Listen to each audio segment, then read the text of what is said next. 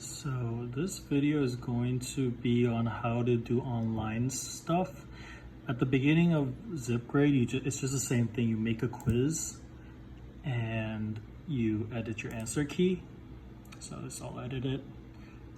Go back to quiz and you go to view and edit remote testing. Oh, by the way, when you make your online submissions, make sure this is checked over here. So if it's not, you can just edit it and then do it yourself. So over here, online submissions. Here is where you put your answer key, or sorry, your exam. So make sure it's in PDF file and then you just upload it right here. So after you upload it, you'll see something like this and you can check by clicking on it right here. And then all you have to do here, you can change your quiz options. So right now EEP is 40 minutes, and make sure you have require valid ID on. This way they can only do it once with their ID. They can't like come and do it multiple times. So once that's done, all you have to do is go back to the quiz and share it like you would do a snapshot. Okay, so once you share this, you just give the other teachers your share code. So I'm gonna show you one right now. This is a starter quiz. You put the share code in, confirm, and then you get the quiz here. This is from another teacher. And then you check edit first, make sure the online submission is on, and then you find your class, save quiz. So you double check if the answer key is there, and it is. And then you go to online submission.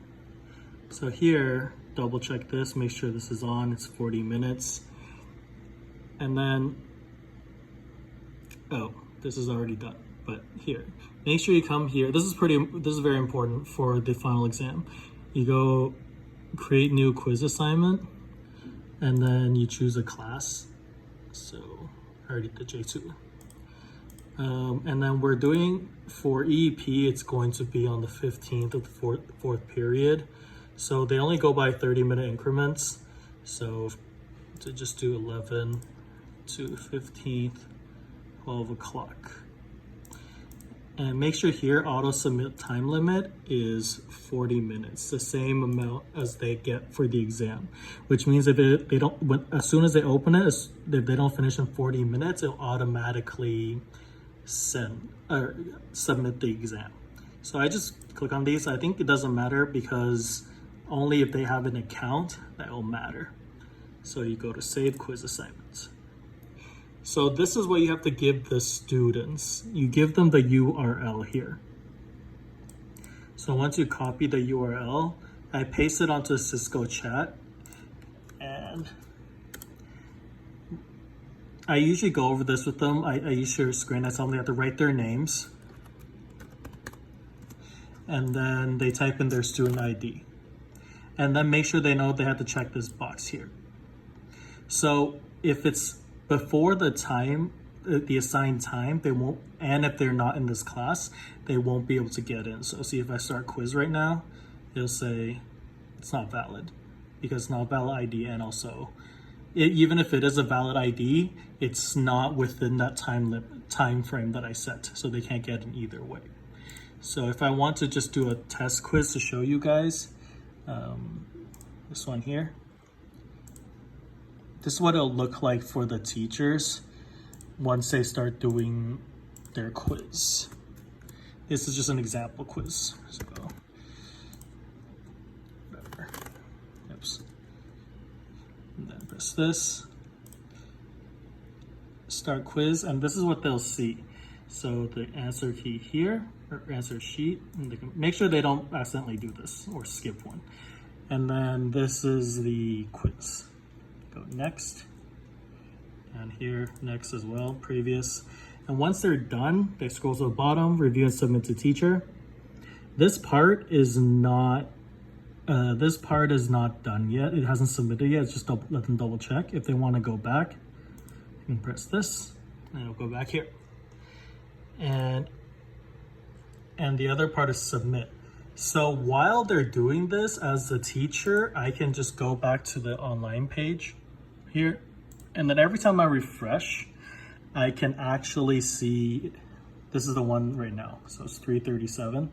It started at 337. My name, student ID, and how many questions I've done. So every time you refresh, this will change. So I usually keep an eye on it. Also, if time is up or time ended earlier, whatever you want to force them to submit it, you can always press this button, force submit, and they'll submit their exam automatically. So once they submit their exam here, submit to teacher, this is all they have to do. They can just close this screen, but they will see this though.